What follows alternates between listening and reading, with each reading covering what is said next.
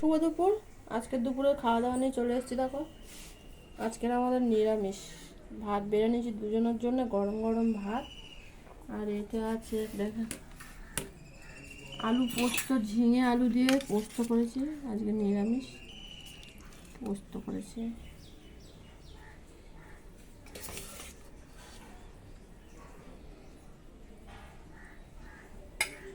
দেবো একটু ঘি, খাবো।